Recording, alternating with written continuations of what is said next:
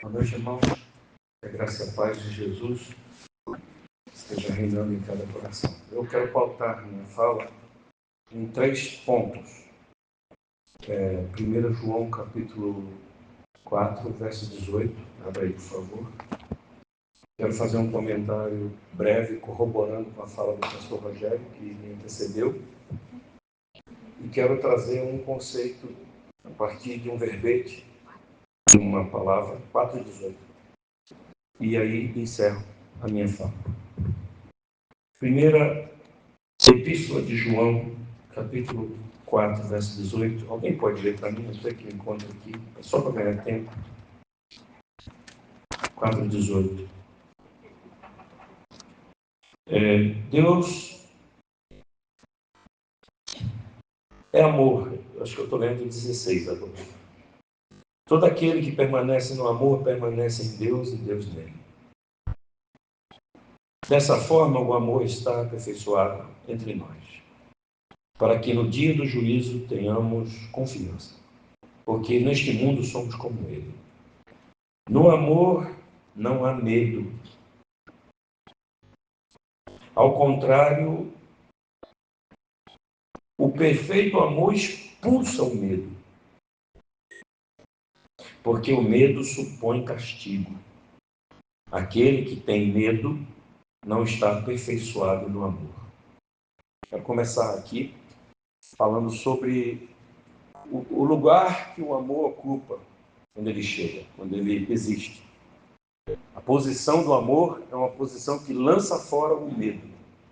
Logo, quem está no amor tem o conhecimento mais essencial, mais profundo, e tem a segurança que o amor propõe. Então o medo não pode existir no amor porque eles são contraditórios. O amor expele o medo ou o medo expele o amor. Um é inimigo do outro.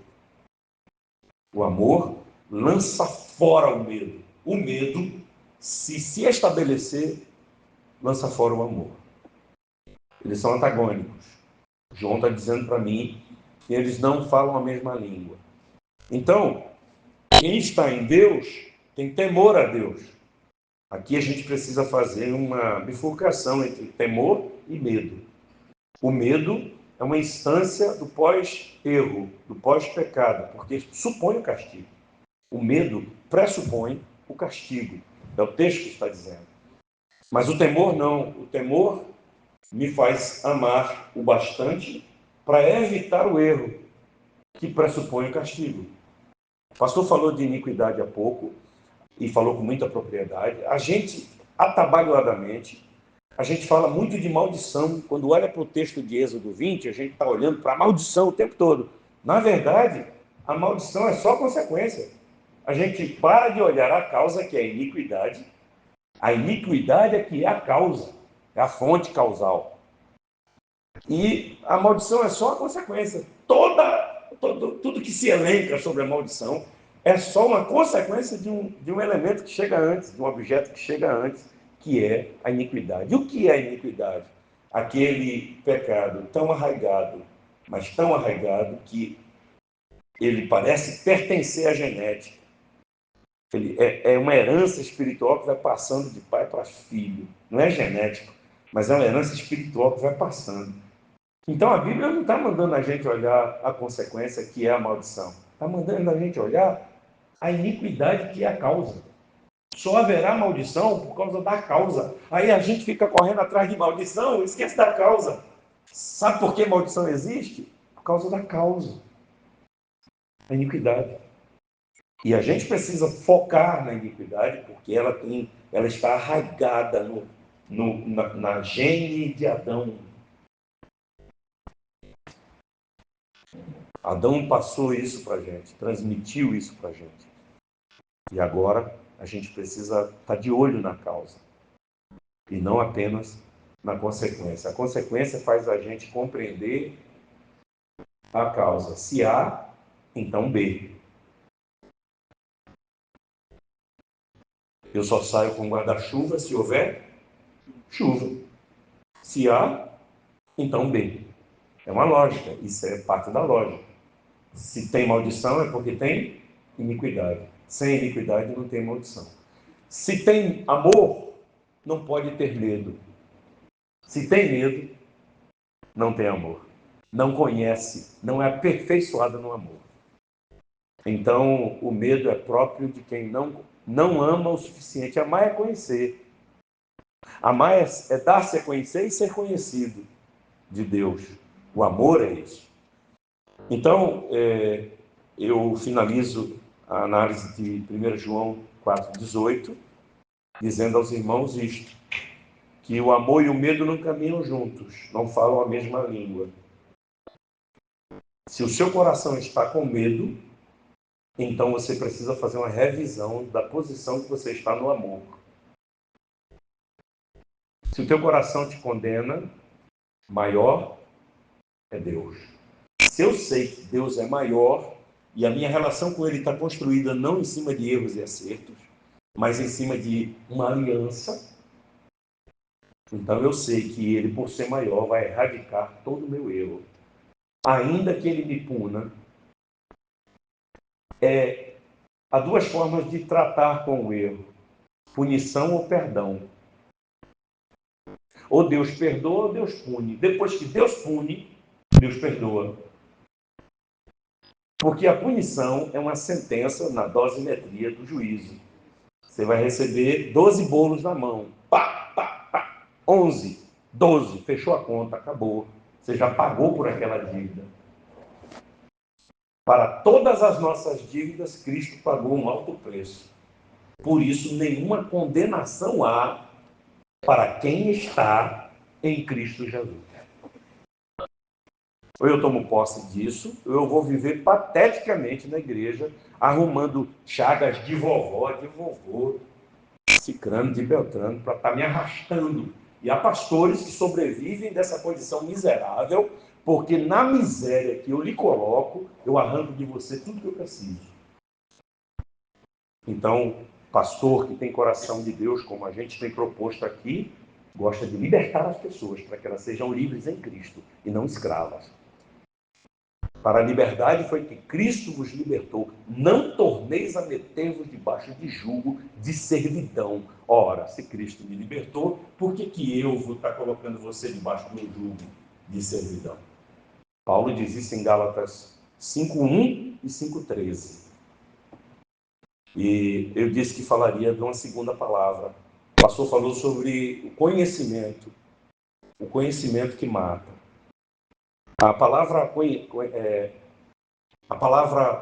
que o Kohelet, que o pregador de Eclesiastes fala, é vaidade.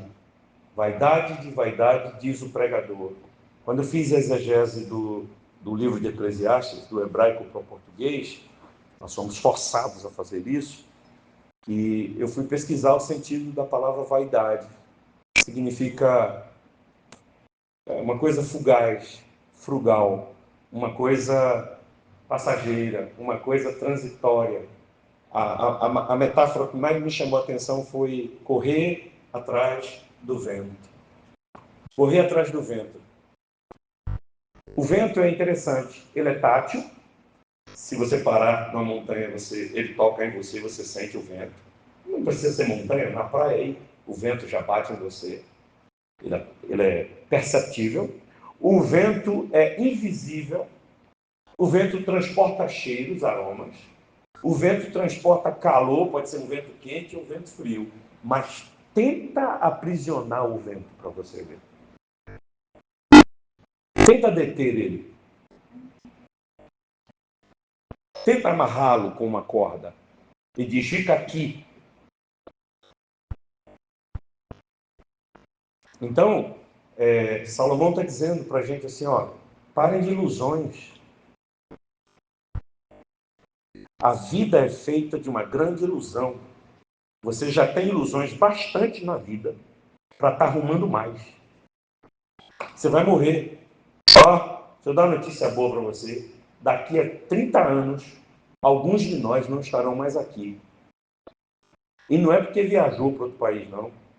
É porque vai morrer. Você vai morrer. Eu também vou. Todos nós estamos como um barquinho no rio. Uns mais pesados, outros mais leves. Tem uns que vão mais ligeiro, tem outros que vão mais lentamente, mas todos estão indo para uma queda d'água lá embaixo, a cachoeira. Está chegando aí essa cachoeira. Então para de ilusão, para de mentir para si mesmo. Teme ao Senhor. É isso que é o sentido da vida.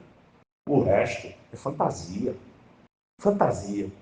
A vaidade do corpo, a beleza, a estética, o comer, o beber, o casar, o ter filhos, o ter dinheiro, tudo fantasia. E quando o altar se associa à fantasia, o altar se torna a pior das mentiras. E o pastor se torna, o pregador se torna um mentiroso a galope. E o texto do Salomão está dizendo, tome cuidado, foque no que é essencial, porque o temor do Senhor é o princípio da sabedoria. E cuidado com as prisões que você faz nas coisas fúteis, transitórias, perenais. E o último termo que eu quero trabalhar, que eu disse que falaria, é uma palavra chamada temeridade. Parece uma palavra prima de temor, mas temeridade tem um sentido contrário de temor. Um homem pode tentar escalar uma montanha no meio de uma tempestade. Alguém diz assim, olha, ele subiu a montanha, mesmo com a tempestade. Sabe o que é isso? Imprudência. Sabe o que é isso? Audácia tola, estúpida. Sabe o que é isso? Falta de cuidado. Tem gente morrendo por causa de temeridade. Uma sensação de ousadia estúpida. Vai entrando em nome de Deus quando Deus não mandou. Vai fazendo em nome de Deus quando Deus nem disse nada. E você, dentro das suas lógicas, das suas razões, vai afirmando coisas que Jesus está dizendo assim, meu Deus do céu, quem mandou esse cara fazer isso? Quem mandou ela fazer isso? E aí a gente acha que Jesus vai ficar assinando cheques em brancos para a gente, os cheques que a gente vai assinando em nome de Deus, tomando o nome do Senhor em vão, saltando do pináculo do templo. Então, cuidado, irmãos. Então, minha fala está pautada em que o amor expulsa o medo, não dialoga com o medo. E depois, a questão da vaidade, das fantasias, das coisas vazias, sem sentido, que a gente vai se apegando, aferrando como se fossem eternas, mas a traça corrói, o ladrão rouba e a ferrugem corrói. Então, é só isso. E a temeridade. Cuidado para essa ousadia em nome de Deus e da fé, não está levando você para a morte. Porque Satanás sabe usar isso. Provocar em você a temeridade. O que é isso? Salta daqui do pináculo.